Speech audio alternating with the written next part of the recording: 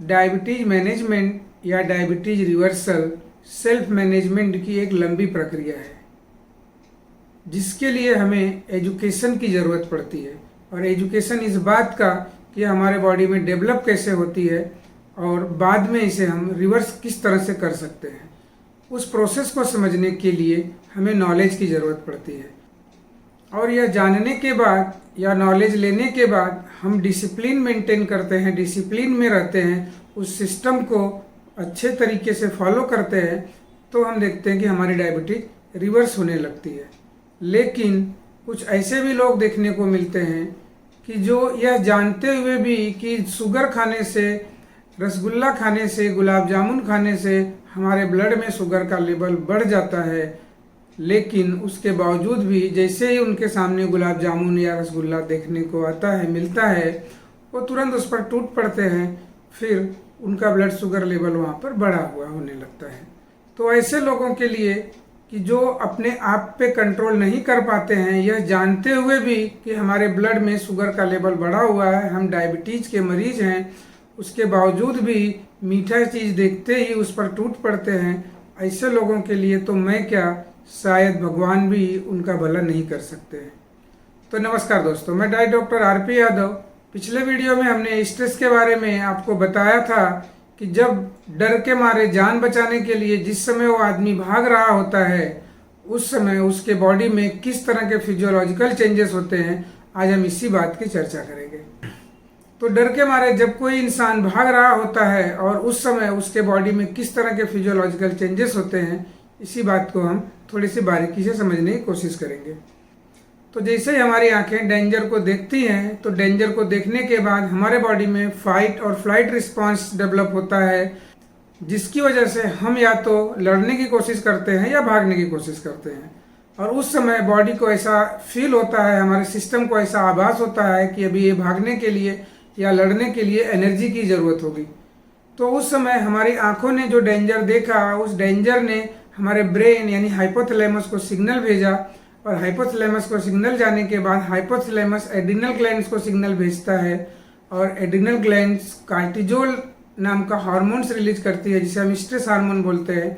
और ये stress hormones वापस भागे भागे लीवर के पास जाता है। लीवर एक ऐसा ऑर्गन है, एक ऐसी फैक्ट्री है जो हमारे खाने से आए हुए ग्लूकोज को ग्लाइकोजन के रूप में कन्वर्ट करके रखता है, स्टोर करके रखता है। और जब भी कभी अचानक में सडन हमें कोई एनर्जी की नीड होती है, ज़रूरत पड़ती है, उस समय उस ग्लाइकोजन को वो ग्लूकोज में कन्वर्ट करके हमारे ब्लड में डाल देता है। इसके अलावा भी लीवर प्रोटीन और फैट से भी ग्लूकोज बना करके हमारे बॉडी में, हमारे ब्लड में ग्लूकोज डाल देता है। तो इस तरह से आप देखेंगे कि जब हमने डेंजर को देखा तो हमारे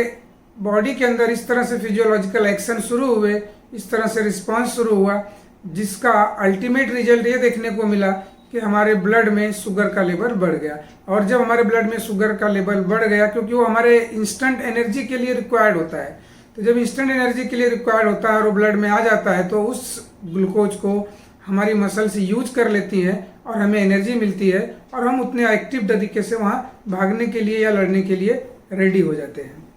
तो आप देखेंगे यहाँ पर कि इस तरह से एक स्ट्रेस की साइकिल शुरू हुई और ख़त्म भी हो गई।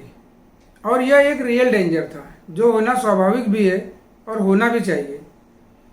तब उस समय आप देखेंगे कि जब उसके बॉडी में फाइट और फ्लाइट रिस्पांस डेवलप हुआ, स्ट्रेस रिस्पांस तैयार हुआ, स्ट्रेस की एक साइकिल शुरू हुई और ख़त्म हुई, और लास्ट में वहाँ उसके ब्लड में शुगर लेवल बढ़ा हुआ देखने को मिलता है। तो यहाँ हमें बताने का मीनिंग बस इतना ही है कि स्ट्रेस हमारे बॉडी में किस तरह से डेवलप होता है, और वो स्ट्रेस अल्टीमेटली ग्लूकोज लेवल को हमारे बॉडी में बढ़ा देता है, हमारे ब्लड में शुगर का लेवल बढ़ जाता है। तो यह एक रियल डेंजर था, और जिसकी वजह से हमारे बॉडी में, हमारे ब्लड में शुगर का लेवल बढ़ गया। अब हम दूसरे डेंजर को समझने की कोशिश करते हैं। दूसरा डेंजर, जिसे हम इमेजिनरी डेंजर बोलते हैं। इमेजिनरी डेंजर ये हमारे थॉट पे, हमारे सोच पे डिपेंड करता है। हमारे सोच के द्वारा यह स्ट्रेस क्रिएट होता है, जहाँ पर कि हमें कुछ देखने के लिए वहाँ सामने से कुछ नहीं दिखाई देता है, बट वो हमारे बॉडी में ऑटोमेटिक क्रिएट होता है, और उसे हम खुद तैयार करते हैं। वो सेल्फ क्रिएटिव स्ट्रेस होता है जिसे हम खुद बनाते हैं। तो यह इमेजिनरी डेंजर हम खुद क्रिएट करते हैं, हम खुद तैयार करते हैं, जो हमारे ब्लड में शुगर के लेवल को बढ़ा देता है और हमें देखने में कुछ समझ में भी नहीं आता है कि यह किस तरह से हमने स्ट्रेस को क्रिएट किया, स्ट्रेस की साइकिल डेवलप हुई, ब्लड शुगर को बढ़ाया और बाद में वो स्ट्रेस की साइकिल कंप्लीट भी हो गई। तो इसी बात को हम आपको एक उदाहरण के द्वारा समझाने की कोशिश करेंगे।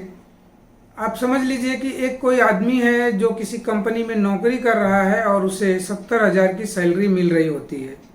लेकिन अचानक से उसकी किसी कारणवश नौकरी छूट जाती है और नौकरी छूट जाने के बाद वह वापस से किसी नौकरी की तलाश में भागने लगता है और उसे नौकरी भी मिल जाती है, लेकिन वहाँ पर उसे सैलरी 70 की जगह 45,000 मिलती है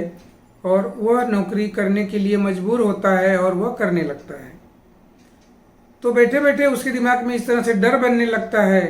कि अब मुझे 45,000 की सैलरी से कैसे काम चलेगा, क्योंकि उसके पहले जब 70,000 की सैलरी थी तो उस आदमी ने एक घर खरीद रखा था जिस घर की EMI 35,000 पर मंथ देनी पड़ती है।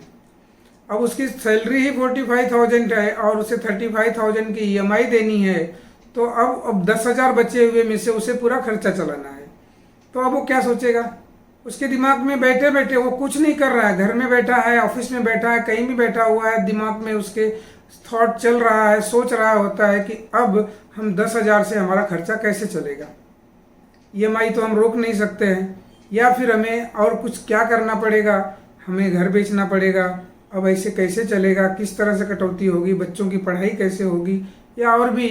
तमाम तरह की बातें उसके दिमाग में इस तरह के थॉट चलने लगते हैं। मतलब एक साइकिल, एक मूवी उसके दिमाग में चलने लगती है और वो इस तरह का ब्लूप्रिंट उसके दिमाग में बनने लगता है कि अब मेरा क्या होगा, अब हम क्या करेंगे, आगे कैसे चलेगा, अगर पगार और नहीं बढ़ी, सैलरी हमारी और नहीं बढ़ी तो हम आगे किस तरह से आगे के खर्चे को भी वहन कर पाएंगे, क्योंकि खर्चे तो और आगे बढ़ते जाने वाले हैं। तो आप यहाँ पर भी देखेंगे कि उस इंसान के अंदर एक स्ट्रेस की साइकिल तैयार हुई और ये हमारे बॉडी में स्ट्रेस की साइकिल ऐसी तैयार हुई कि हमारी बॉडी रियल डेंजर को और इमेजिनरी डेंजर को अलग तरह से नहीं समझ पाती है। इस इमेजिन किए हुए डेंजर को भी, इमेजिनरी डेंजर को भी हमारी बॉडी रियल डेंजर समझती है और वहाँ पर स्ट्रेस हार्मोन्स रिलीज होने लगते हैं और ये स्ट्रेस हार्मोन जैसे रिलीज होते हैं वापस लीवर को सिग्नल देते हैं कि भाई तुम अभी वापस से शुगर की यहाँ ज़रूरत है, जबकि वहाँ पर हमें रियल में शुगर की नीड्स नहीं होती है, शुगर की ग्लूकोज की ज़रूरत नहीं होती है, लेकिन गलत तरीके से दिया हुआ सिग्नल हमारे बॉडी में जो लीवर को जाता है, लीवर बिना ज़रूरत के अनलिमिटेड मात्रा में वापस शुगर का यानी ग्लूकोज का प्रोडक्शन चालू कर देता है और हमारे ब्लड में शुगर डाल देता है। तो इस तरह से आप देखेंगे कि हम अगर कुछ इमेजिन करते हैं, कुछ सोचते हैं, कोई डर हो या फियर हो, हमारे दिमाग में किसी भी प्रकार का इस तरह का जब थॉट आता है, हम कुछ नहीं करते रहते हैं, हम बैठे हुए सोचते रहते हैं। हमारे यहाँ कोई लड़की की शादी पड़ गई और उस शादी में बहुत बड़ा बजट हो गया और हमारे पास कम बजट हो रहा है, तो वहाँ पर भी टेंशन होता है कि हम इसका अरेंजमेंट कैसे करेंगे। कल अगर हमारा अरेंजमेंट नहीं हुआ तो हमारी इज्जत चली जाएगी, हम परेशान हो जाएंगे, हमें कौन देगा कि नहीं देगा। इस तरह की तमाम बातें हमारे दिमाग में बनने लगती हैं और यह स्ट्रेस को बढ़ाती हैं और इसी तरह का यह स्ट्रेस हमारे बॉडी में ब्लड शुगर लेवल को बढ़ाता है। तो इस उदाहरण से आपको ये बात बड़े आसानी से समझ में आ सकती है कि स्ट्रेस वो किसी भी प्रकार का हो, थॉट हमारे दिमाग में, हमारे मन में किसी भी प्रकार का हो, ये हमारे बॉडी में इफ़ेक्ट करता है। ये ब्लड शुगर लेवल को काफ़ी अच्छे तरीके से अफेक्ट करता है और इस तरह से हमारे ब्लड शुगर लेवल को बढ़ा देता है। और अगर उस इंसान को जिसे कि डायबिटीज है, उसके लिए यह स्ट्रेस आग में घी डालने के जैसा है और उसकी ब्लड शुगर लेवल को बढ़ा देता है। तो इस तरह से ये बात आपको बड़ी आसानी से समझ में भी आ जाएगी कि हम स्ट्रिक्ट डाइट मेंटेन करते हुए भी, लो ग्लाइसेमिक लोड की डाइट फॉलो करते हुए भी कुछ लोगों में यहाँ देखने को मिलता है कि उनका ब्लड शुगर लेवल फिर भी हायर की तरफ रहता है। तो ये ब्लड शुगर लेवल उनका हाई होने का यह भी एक बहुत बड़ा कारण हो सकता है और इसे मैनेज किया जा सकता है। तो इस तरह से स्ट्रेस के मैनेजमेंट को कैसे हम करेंगे, स्ट्रेस मैनेजमेंट को हम नेक्स्ट वीडियो में आपको वापस इसी तरह के कुछ उदाहरण के द्वारा समझाने की कोशिश करेंगे। तब तक के लिए धन्यवाद। और इस तरह से हम आपको एक निवेदन भी करना चाहेंगे कि अगर हमारी वीडियो थोड़ी भी आपको अगर अच्छी लगती है या ज्ञानवर्धक लगती है तो आप हमारे चैनल को भी सब्सक्राइब कीजिए और इस वीडियो को ऐसे लोगों तक शेयर करने की कोशिश कीजिए जो ज़रूरतमंद हों, जिन्हें इस वीडियो से भी कुछ लाभ हो सके या इस तरह से हम इस वीडियो के माध्यम से उनकी और भी कुछ मदद कर सकें।